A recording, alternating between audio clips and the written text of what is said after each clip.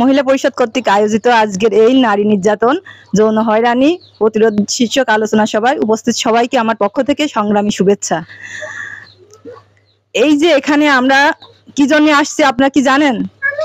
আপনাদের গ্রামে যে একটা দুর্ঘটনা ঘটে গেছে, বাবা কর্তৃক মেয়ে নির্যাতিত, যে যেমন বাবাই হোক সে তো মায়ের স্বামী, কিন্তু এই মায়ের স্বামী দ্বারা একটা ছোট্ট শিশু আজ নির্যাতিত, যার বোঝার মতন কোনো বয়সই হয়নি, যার বোঝার মতন কোনো কিছুই হয়নি, সে পুরুষত্ব কি পুরুষ কি সেটা সে বোঝেই না, সেই বয়সে তাকে হতে হলে আজ নির্যাতিত।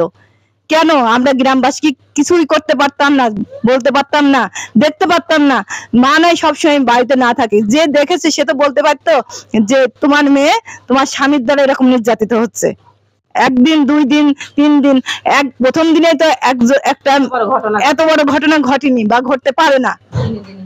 দিনে দিনে প্রথমে হয়তো তার মেয়েটার কাছে আমি অনেক রকম প্রশ্ন করেছি।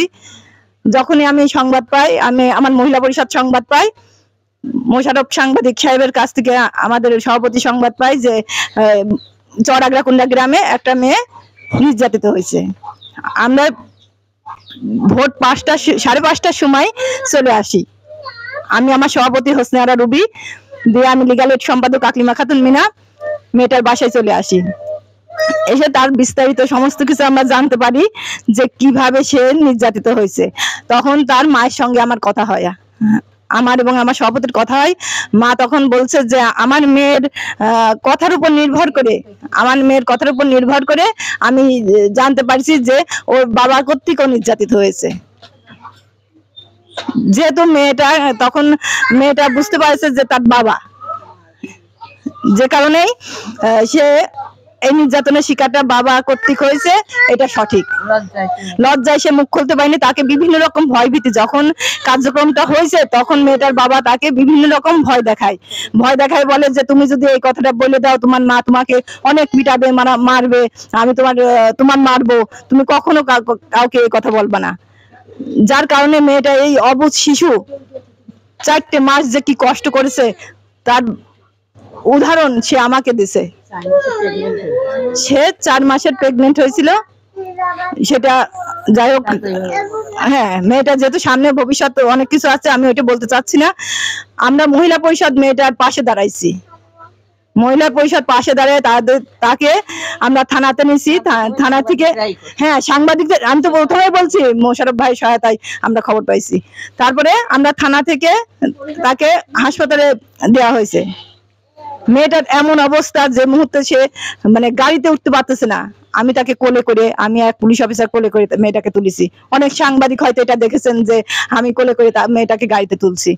তারপরে কুষ্টিয়া হাসপাতালে মেয়েটার বিভিন্ন রকম টেস্ট আসে, তখন টেস্ট করতে হবে, সোনো করা লাগবে, এক্সরে করা লাগবে, একটা রক্ত দিয়ে অনেকগুলো টেস্ট হয়, সেই টেস্টগুলো করা লাগবে। তখন আমি মেয়েটাকে মেয়ের মা সহ কুষ্টিয়া সদর হাসপাতালে নিয়ে যাই, এবং সেখানে যায় মেয়েটার যখন আমি নার্সের সামনে বসে আছি তখন মেয়েটার শ্বাসকষ্ট শুরু হয়। মেয়েটা, আমি দেখতেছি মেয়েটার কষ্টের সঙ্গে তার পেটের ব্যথা। তখন আমি মেয়েটার মার কাছে শুধু অনুমতি নিলাম যে আপনি মেয়েটা অসুস্থ, আপনি যেটা ভালো মনে করেন সেটা করেন, তাহলে ভর্তি করেন একদিনের জন্য। কিন্তু একদিন তো না, আমি বললাম 72 ঘন্টা থাকা লাগবে। 72 ঘন্টা থাকার পরে তারপরে তার রিলিজ হবে। মেয়েটাকে নিয়ে তারপরে সোনো করানো হলো, এক্সরে করানো হলো। মেয়েটা খুবই দুর্বল, অসুস্থ, ছোট মানুষ।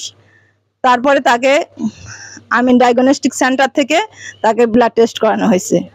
সমস্ত রিপোর্ট আমরা কালেকশন করছি, আর এটা পুলিশের সহায়তায় পুলিশরাই নিয়ে যাবে, যেহেতু এই কেস করতেছে পুলিশ। আমি মেয়েটার মাকে জিজ্ঞেস করছি, আবেগ না, আপনি চূড়ান্ত সিদ্ধান্ত নেন, আপনার মেয়ে আপনি কি করতে চাচ্ছেন। আপনি যদি সদনের মেয়েটাকে দিতে চান তাহলে আমরা সেই ব্যবস্থা করে দেবো, মেয়েটা একদিন প্রতিষ্ঠিত হয়ে আপনার কাছে ফিরে আসবে।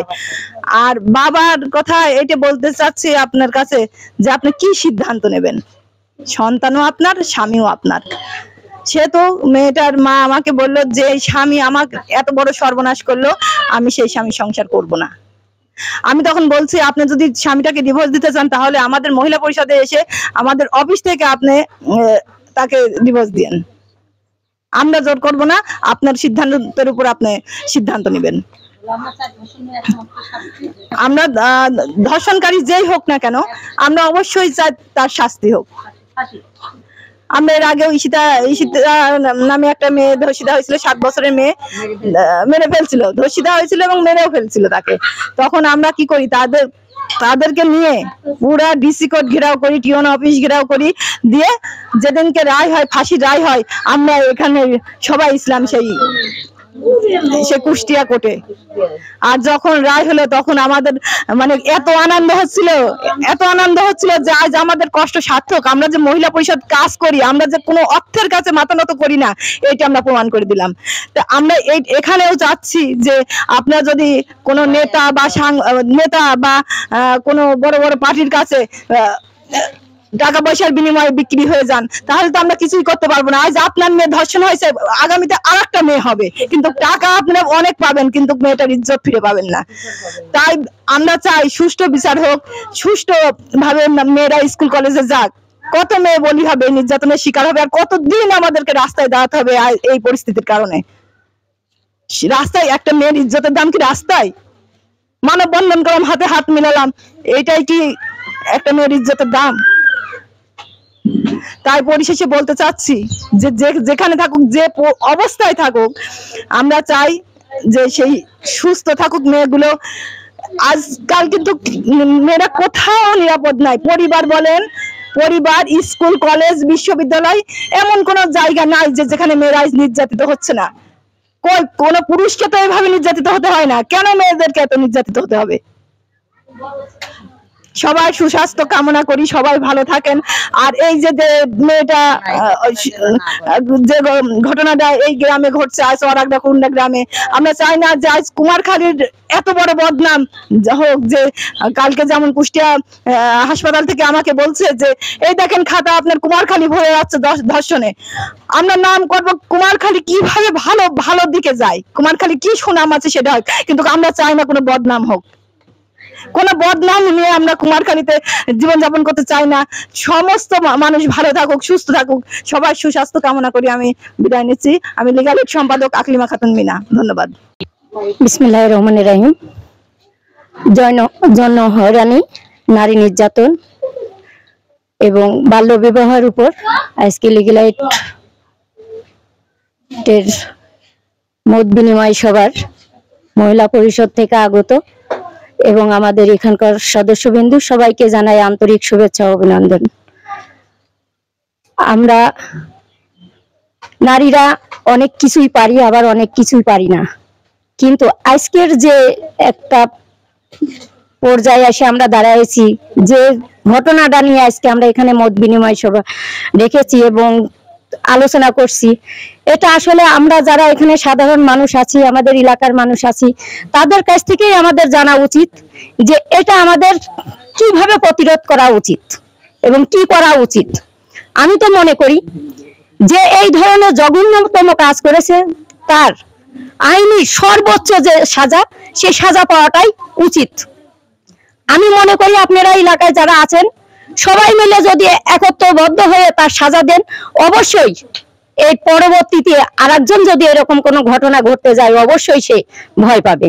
এর আগেও এই এলাকাতেই একটা ঘটনা ঘটেছিল, অনেক দিন এই এলাকার মানুষ ভালো ছিল বা ভালো রেখেছিল সবাই, কিন্তু এই এলাকার যে ছেলেটা এই ঘটনাটা ঘটাইছে সে কিন্তু এই এলাকার না, আর এক জায়গা থেকে আসে কিন্তু এখানে মানে আশ্রয় নিছে।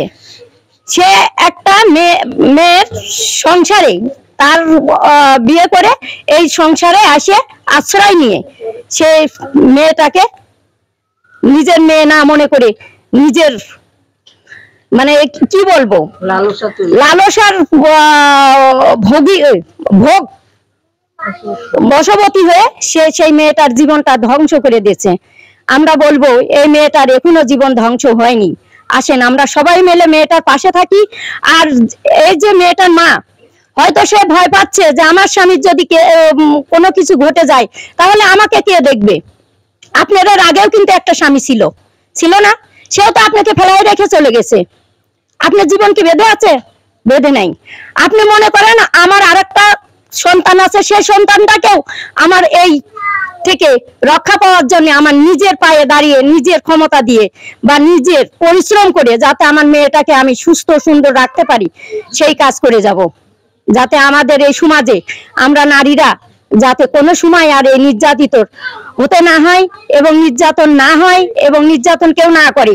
আর সবচেয়ে বড় কথা, আমরা মহিলাদেরকে মোটিভেশন করি। আসলে আমাদের পুরুষদেরকে মোটিভেশন করার প্রক্রিয়াটা কিভাবে বের করা যায়, এইটাই আমাদের করা উচিত। আমরা দেখছি যে মধ্যবয়সী পুরুষরাই বেশি নির্যাতন করছে আমাদের মেয়েদেরকে। মধ্যবয়সী পুরুষরাই হচ্ছে আমাদের সমাজের একটা কলঙ্ক হয়ে দাঁড়াইছে। এদেরকে নিয়ে আমাদের মোটিভেশন করার দরকার। এদেরকে নিয়ে আমাদের সমাজের এই অসৎ কাজ থেকে বিরত রাখার জন্য আমাদেরকে সবার আগায় আসতে হবে, যাতে আমরা সবাই মিলে এদের প্রতিহত করতে পারি। সমাজের যারা এই যে সাংবাদিক এবং প্রশাসন এবং পুলিশ, এরা সবাই মিলে যদি আমরা এই ধরনের একটা মোটিভেশন শুরু করি তাহলে হয়তো আমাদের সমাজ থেকে এটা উঠে যাবে। আসেন আমরা সবাই মিলে এর প্রতিহত করি এবং সবাই মিলে একত্রবদ্ধ হয়ে একে সর্বোচ্চ সাজার আওতায় আনি, তাহলে আমরা অবশ্যই কিছুটা হলেও আমাদের মনের কাছে তৃপ্তি পাবো। ধন্যবাদ সবাইকে। ভালো থাকবেন সবাই, এলাকার সবাই সুখী থাক, এই কামনা করে আমার বক্তব্য। শুনি নাই, আবার নতুন করে ঘটনাটা ঘটছে যে বাবার দ্বারা মেয়ে ধর্ষণ। সে সৎ বাবা হোক আর আপন বাবা হোক, বাবাই বাবা বলে যাকে ডাকে সে বাবা। তাহলে সেই জিনিসটা, এই যে এরকম অহরহ ঘটনা যদি ঘটে আপনাদের মধ্যে, এখানে আপনারা প্রতিবাদ করবেন। এরা অনেক কথাই বলে গেছে, এখানে প্রতিবাদ করতে হবে। আমাদের নারীদের খুব সোচ্চার হতে হবে, প্রতিবাদী হতে হবে। সেখানে আপনারা মুখ বন্ধ করে থাকবেন না। আপনাদের যে এলাকায় প্রভাবশালী ব্যক্তি আছে বা চেয়ারম্যান মেম্বার আছে, তাদের ছত্রছায়ায় আপনারা থাকবেন না। কারণ এখানে তারা পক্ষপাতিত্ব করে। যে ভিকটিম অন্যায় করে তাদের পক্ষপাতিত্ব করে প্রভাবশালী, আমরা অনেক দেখছি। কাজে আপনারা সেখানে না যায় সরাসরি আপনারা মহিলা পরিষদে যাবেন আমাদের কাছে, অথবা মহিলা বিষয় কর্মকর্তার কাছে যাবেন। আমরা আপনাদের থানার ব্যবস্থা করে দেব। আপনারা মনে করবেন আমাদের টাকা লাগবে, আমাদের গ্রামে প্রভাবশালী লোকজন আমাদের মারবে, বকবে বা অর্থনৈতিক সমস্যা করবে, এইটা মনে করবেন না। আমরা আছি, আমরা সবসময় আমরা নারীদের পিছনে আছি। তৃণমূল নারীদের সাথে আমরা সবসময় আছি, আগেও ছিলাম, এখনো আছি। কাজে আপনারা কোনো সময় ভয় করবেন না। আপনি দেখেন যে কোনো ঘটনা ঘটলে আপনারা আগে আমাদের মহিলা পরিষদকে জানাবেন, আমাদের নাম্বার নেবেন, আমাদের অফিসে যাবেন, আমরা এর সুরাহা করব। এর আগে আমরা সবসময় আমরা নারীদের পাশে, নির্যাতিত নারীদের পাশে। আমরা চাই না যে আমাদের গ্রামে গঞ্জে মেয়েরা কেউ নারী নির্যাতনের শিকার হোক, কেউ যৌনহরণের শিকার হোক, এরকম আমরা চাই না। আজকালকার মেয়েরা অনেক উপরে উঠে, ডিজিটাল বাংলাদেশ, নারীরা অনেক উপরে, অনেক লেখাপড়া শিখছে, অনেক চাকরি বাকরি করছে, কিন্তু তার মধ্যেও পুরুষরা নির্যাতিত হচ্ছে। এসব পুরুষ না, পশুর সমান। আমি বলবো পশুর সমান। বাবা হয়ে যদি এরকম কাজ করতে পারে তাহলে একটা পশুর সমান। কাজে আপনারা প্রত্যেকে প্রতিবাদী হবেন। আপনারা তো নিজেরা অনেক কাজ করেন, নারীরা বাড়ি বাড়ি ঘরে কাঁথা সেলাই করেন, রাস্তার কাজ করেন, অনেক নারী উদ্যোক্তা আছে, কাজ করেন। কাজে আপনারা শক্ত হয়ে থাকবেন। এসব জায়গায় কেউ আর একজন প্রতিবেশী সাহায্য করবেন আপনারা। এইটাই মেয়েদের বলি, মেয়েরা কোনো মানে দুলা ভাই খালাতো ভাই একাকিত্ব ভাবে তাদের কাছে যাবা না, বা তাদের মানে করবা না, তাদের সাথে কথাবার্তা গোপনে বলবা না। এই যে একটা শিকার হয়ে গেল মেয়েটা একটা, তাই না? এর জীবনটা কি, ভবিষ্যৎটা কি? তাই তোমরা পড়াশোনা করবা। এবং স্কুলের টিচারদেরও নাই, বিশ্বাস নেই, মাদ্রাসা টিচারদেরও বিশ্বাস নেই। সব জায়গায় আমাদের নারীরা ধর্ষিত হচ্ছে। কাজেই তোমরা সাবধান থাকবা, সুন্দর করে পড়াশোনা করবা, মানুষের মতো মানুষ হবা। হ্যাঁ, আমি এই বলে সংগ্রামী শুভেচ্ছা জানিয়ে শেষ করছি।